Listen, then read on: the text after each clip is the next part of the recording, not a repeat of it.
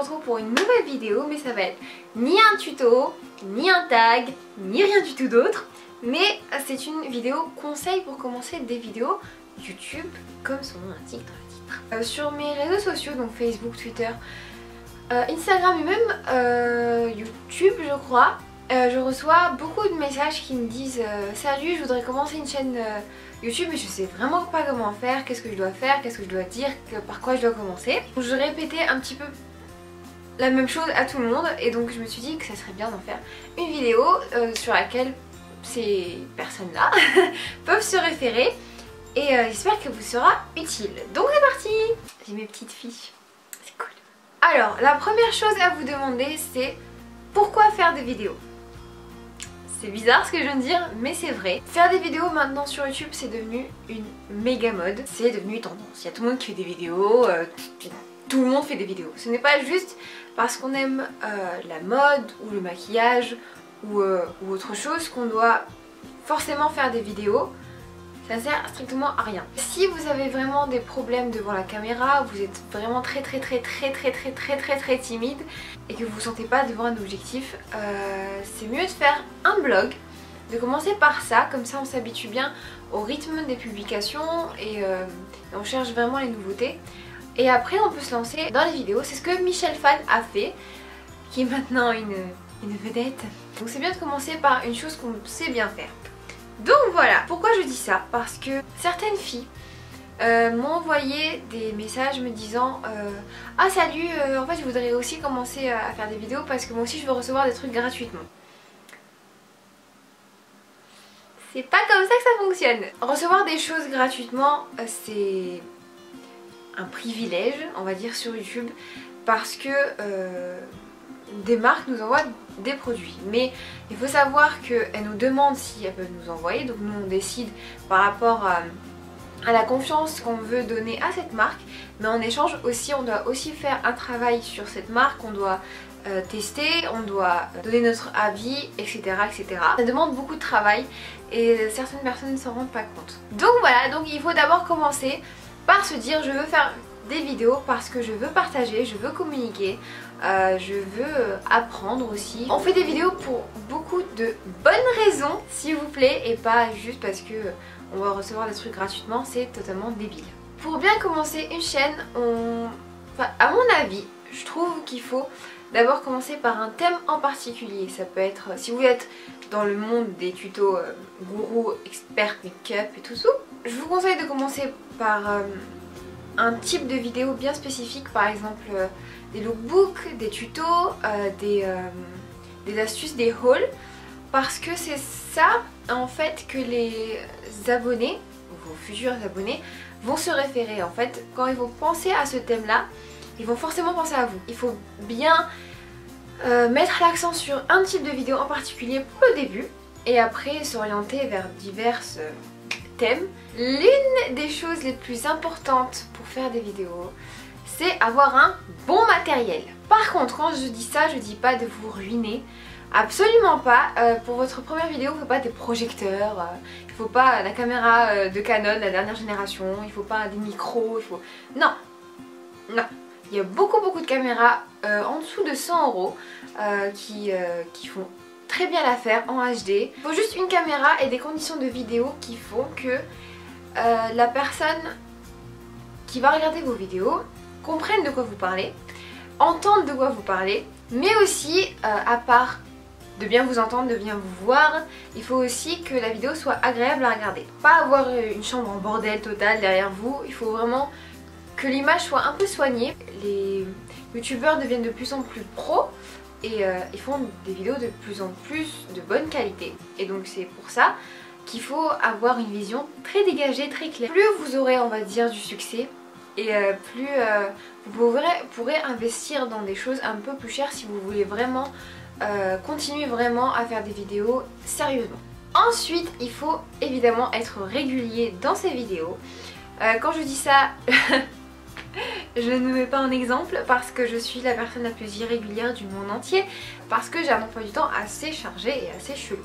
Mais il faut vraiment se trouver un jour en particulier dans la semaine, à peut-être une heure particulière où vous allez poster vos vidéos. Pourquoi? parce que, prenons l'exemple de Enjoy Phoenix par exemple. Elle poste des vidéos tous les vendredis. Forcément dès qu'on pense à vendredi, on se dit ah bah tiens, aujourd'hui elle va poster une vidéo. Faut habituer à la régularité. Et donc c'est pour ça que je m'en excuse pour ma part, parce que moi je pense que j'en poste le plus souvent c'est le dimanche, parce que c'est le seul jour où je suis chez moi. Et donc voilà, donc si vous n'êtes pas au courant, je pose des vidéos le dimanche. Mais ça c'est hors sujet. Quelque chose aussi pour essayer de vous faire connaître sur YouTube, c'est de faire des collaborations. Donc c'est très sympa, parce que on crée vraiment des liens avec déjà les autres youtubeuses sur YouTube, mais aussi on essaie de se faire voir un petit peu partout. C'est comme ça que Rachel Martineau s'est fait beaucoup plus connaître qu'au début, en faisant des swaps avec pratiquement tout le monde. Donc ce qui fait qu'elle est devenue de plus en plus célèbre, de plus en plus connue. Et c'est comme ça que par exemple j'ai connu beaucoup de youtubeuses grâce à ça. Et ça peut être que du plaisir, parce que quand on tourne des vidéos avec d'autres youtubeuses, on est bien à l'aise et on rigole et c'est super sympa. Aussi vous pouvez intégrer une chaîne de collaboration, je vais y arriver. Un jour vous est attribué et vous devez faire une vidéo sur la chaîne de collaboration ce jour-là précisément, et évidemment tenir votre chaîne personnelle à part. Donc voilà, il faut vraiment être régulière si vous voulez vraiment vous lancer dans une chaîne de collaboration. En plus ça peut être que bénéfique, parce que vous créez vraiment, je répète, des liens sur YouTube et vous vous amusez, c'est fun. Faire des vidéos c'est un loisir, je répète. Ah oui s'il vous plaît, il faut éviter de faire de la pub partout. Mais quand je dis ça, c'est spammer mais à donf de la mort qui tue quoi. C'est un truc mais insupportable. Quand je vois par exemple des venez voir sur ma chaîne, je débute etc en commentaire en dessous de mes vidéos, moi je me dis il n'y a pas de souci, j'aime bien cliquer sur les chaînes et m'abonner, parce que je sais qu'au début c'est assez difficile de démarrer vu toute l'influence que les autres ont sur vous. Il faut pas en lâcher 10 d'un coup, parce que de 1 ça va servir absolument à rien, parce que YouTube va détecter le spam et va ne pas afficher le commentaire, donc c'est inutile. Mais aussi les gens qui vont lire votre commentaire vont pas cliquer. Ça a l'effet inverse de ce que ça devrait avoir en fait. C'est très chelou, mais c'est comme ça. Je comprends pas. Voilà. Donc si vous voulez vraiment faire de la pub, on va dire, donc le mieux c'est de poster par exemple une vidéo en commentaire vidéo, un lookbook, soit un getting ready, ou une vidéo tag, et les gens vont vouloir regarder votre vidéo et vont vraiment vous découvrir. Extrêmement ultra méga important s'il vous plaît, attention, panneau rouge ici, attention, il faut être naturel. Je ne vise absolument personne, c'est juste que il peut y avoir du copier-coller de personnalités sur YouTube. Moi quand je regarde des fois des vidéos sur YouTube, les gens c'est quasiment les mêmes en fait. Ils se démarquent pas. Je dis pas je me démarque, loin de moi cette idée, je ne dis pas ça, mais il faut juste être naturel. Moi mon problème c'est que je raconte tout le temps ma vie sur mes vidéos où je rigole ou où je fais des bruits bizarres, donc bref. Et les gens me disent j'aime beaucoup ta personnalité parce que t'es pas comme les autres, enfin t'es pas comme si t'es pas comme ça, donc ça me touche vraiment, merci beaucoup. Il faut vraiment se démarquer en étant vous-même, mais vous-même, vous êtes timide, c'est pas grave, vous êtes vous-même. Vous êtes super extraverti, c'est pas grave, vous êtes vous-même. Mais ce qui compte c'est que de pas essayer de se forcer à se forger un caractère et un personnage à adopter dans ses vidéos, ça ne sert strictement à rien, parce que si les gens aiment vos vidéos, ça veut dire forcément qu'ils vous aiment vous indirectement, parce que forcément votre personnalité jaillit sur vos vidéos et vous influez beaucoup sur le type de vidéo que vous voulez transmettre et l'image aussi que vous voulez transmettre. Il y a beaucoup de nouvelles youtubeuses qui se forcent à rigoler, à être super méga cool, et ça se voit, c'est super gênant, c'est désagréable dans la vidéo, on se rend pas compte directement. Désolée, ma caméra s'est éteinte, ma batterie, je parlais trop. Bref, j'ai toujours aux personnes qui me demandent sur les réseaux sociaux, donc ouais, je leur donne des conseils, enfin j'essaie du mieux que je peux, d'après ma petite expérience sur YouTube, mais je leur dis toujours de toujours rester eux-mêmes et toujours être de refléter une image objective aux personnes qui vous regardent, parce que c'est un peu ça en fait YouTube, c'est se faire aimer pour ce que l'on est et c'est ça que j'aime beaucoup ici. Aussi, on me demande la première vidéo qu'on devrait faire pour commencer une chaîne YouTube. Je pense que le plus important c'est de faire une vidéo de présentation. J'ai un moustique à pique. Bref, une vidéo de présentation. Vous présentez votre âge, votre personnalité, ce que vous aimez faire et surtout sur quoi votre chaîne va porter.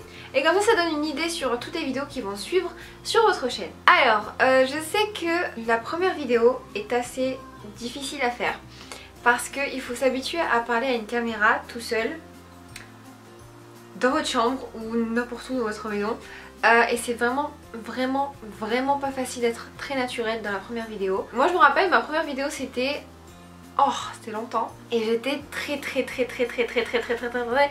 timide. Genre on m'entendait à peine, on entendait plus ma tante qui gueulait dans le salon que moi. Il ne faut surtout pas oublier la chose la plus importante, c'est que faire des vidéos YouTube ça prend du temps pour filmer, pour imaginer, pour monter et publier et donc certaines personnes c'est pas très compréhensif sur ça. À toutes celles qui vont commencer une vidéo YouTube, faites-les pour les bonnes raisons s'il vous plaît et j'espère que ces petits conseils vous auront aidé.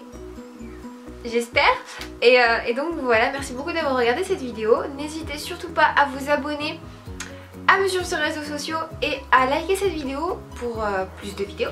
Parce que voilà, j'aime beaucoup en faire. Merci beaucoup, d'ailleurs j'ai complètement oublié. Merci énormément d'aller passer les 30 000 abonnés, c'est juste trop chou. Merci beaucoup. 30 000 bisous. Et donc voilà, n'oubliez surtout pas de partager cette vidéo et voilà, on se retrouve pour... Et voilà, on se retrouve pour une nouvelle aventure Together Forever. Wouhou. Gros bisous, ciao ciao.